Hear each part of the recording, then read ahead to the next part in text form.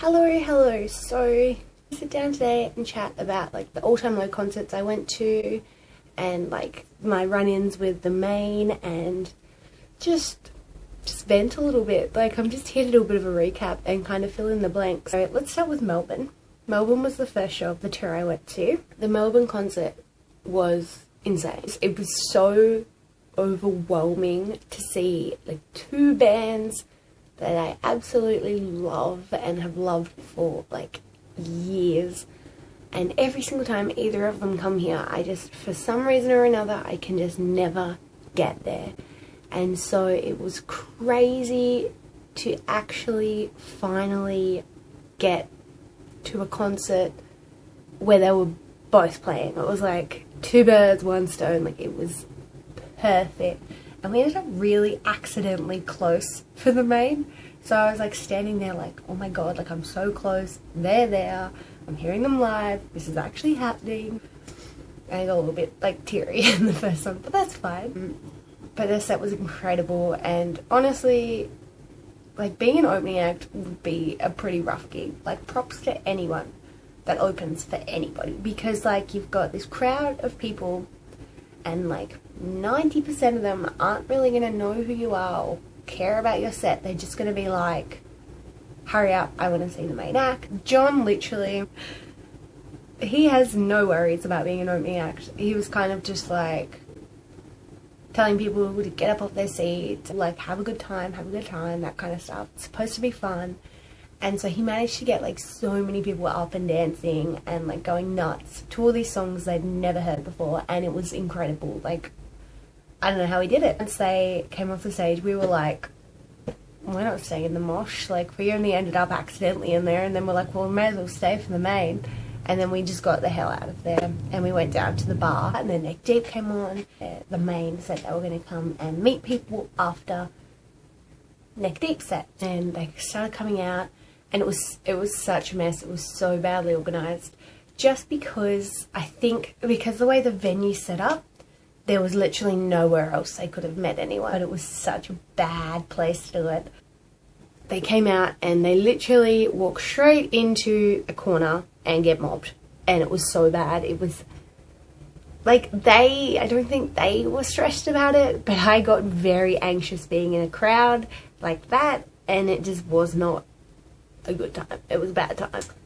I managed to get to talk to Pat briefly, and got this photo here. We'll put it somewhere. Literally it was just like, do you take set list requests? And he's just like, what song do you want? I was like, in Adelaide, can you please play Mars? And he just kind of laughed and he's like, oh, I'll see what I can do. And he didn't sound very confident in it, so I was like, whatever.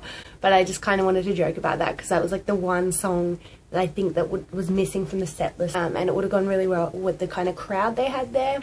And then just as Kennedy was literally, it was such a mess, but Kennedy was literally getting dragged away by security.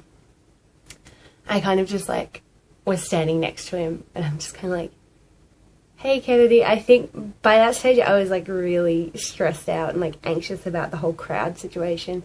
I think he could tell how upset I was, because he kind of was like, gave me a hug and was like, hey. And then we kind of got a really quick photo. The security was just like, he's got to go, and just literally just like grabbed him away from me, and I was like, bye Kennedy. It was so, like it was so like fast and intense and not the kind of situation that I prefer to be in. But like at that stage I thought it was going to be the only time I'd get to see them, so I was just like, I have to at least try and stand over here. Yeah, anyway, that was over, and literally the second they were walking away from us, All Time Low just appeared on the stage, and I was just like, oh my god. Hearing Weightless live for the first time was like, they opened with Weightless, and I just got so emotional. I was truly a mess. Like, that song, I've known it for years. I've like blasted it for years, and then I finally got to hear it live, and I was like, oh my god, this is so weird. And I played Summer in Neverland. Alex's speech before Missing You was just really, really sweet, and it was such a good show. They literally pumped out so many old classic All Time Low songs. It was so good. So I was kind of expecting it to be very like, here's all our new stuff because our album's coming out next month. So I was kind of bracing myself for that. But they only played the 3 new songs they actually had already released. So that was really cool. The new songs are actually really good live. Like, I think it's going to be a really good album. I'm kind of salty they didn't play Don't You Go because that's like the best song on Future Heart. That was like the one song that was missing from the set list for me. But everything else, the set list was amazing. It flowed so well. It was such a good show. And then coming out of it, I was like, oh my god, that was incredible.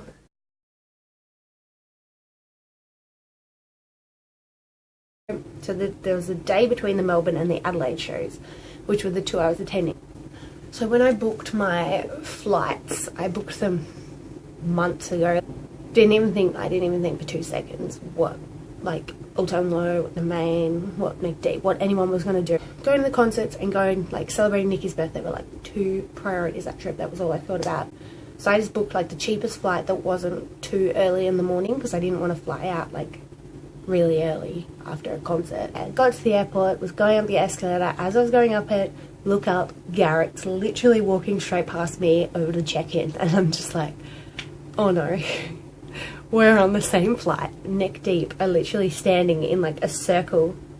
Like, obviously they just checked in and they're literally all just staring there, and I just had to, I was just like, oh no, what do I do? I saw Pat and he saw me, and oh my god. So okay, so it was the morning after the concert. I was still like half asleep. I was like, I felt like I'd been hit by a truck. I had like no voice, I was tired. So I like chucked on a little bit of makeup, put my hair in some braids so I could deal with it, like wash it later. I threw on this like 2 sizes too big, the Main shirt, because I was just going, literally just flying into Adelaide that day. Like, that was all I had planned. So then I kind of see Pat and I stop and I look at him because I'm like, there he is. And then he looks at me and he sees my shirt. I'm like, oh no. But like, if I thought I was in a position where I'd see him, I would have never worn it. And then I'm here in this obnoxious, the Main merch, and like Neck Deep can see it, Pat can see it, the Main's manager who's checking them in is standing there looking at me and can see it. I'm just like, oh no. But then Pat like comes up to me, gives me a hug, and goes like, hey, how you going? My grand plan was that if it wasn't hectic at the Melbourne show, I was going to get them to sign my album booklet. So that was my grand plan. I was like, alright, I'm going to take a marker, I'm going to take that, it's fine, I'm going to take it to the show. And then obviously it didn't work out. It was still in my bag from the show. When I was talking to him, I realised, I remembered it was in my bag. And I was like, oh, do you want to sign my album booklet? And he's like, yeah, okay. Garrett reappeared whilst I was with Pat. And then was just like, yeah, hey, like just chatting to him. And then he's kind of like, he walked over to John because he'd like walked up to me. And then he walked over to John and was just like, oh, do you want this guy to sign it too? And John was like really intently on his phone. And he just kind of looked up and he's like, I'm so sorry. I'm sending my mum a Mother's Day text. I'll be right with you. And I was like, no, it's fine. Take all the time in the world. I turned to look at John for like 2 seconds, and somehow in that time Garrett disappeared. And he's like, oh, thanks so much for buying the album. And I was just like, oh my god, don't be ridiculous. Like, it's awesome. Such a strong album. And I was like talking about how much I love like the flow of it and how strong of an album it is and how like great of a job they've done. I just kind of just started gushing about how much I love the flow of the album and things like that. And he got like so like happy, and like he was about to give me the thing, like the booklet back, but then he like took it back and wrote like thank you on it as well. And I was like, oh. And then Kennedy literally just came running out of nowhere and was just like, hey again. And I was like, oh. And, grabbed the album off John and like signed it, and then I got a photo with him, and I was just talking to those guys and saying how like I was doing like the 2 states for the tour, and I was really excited about it because I hadn't seen them live before because I live in the middle of nowhere.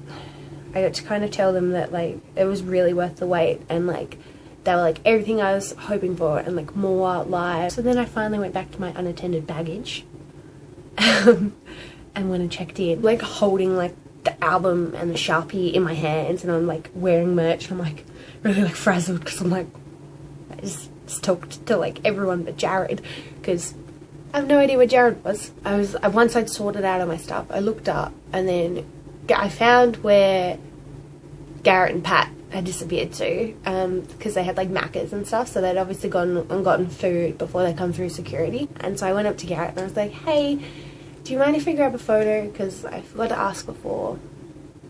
And he's like, yeah, that's cool.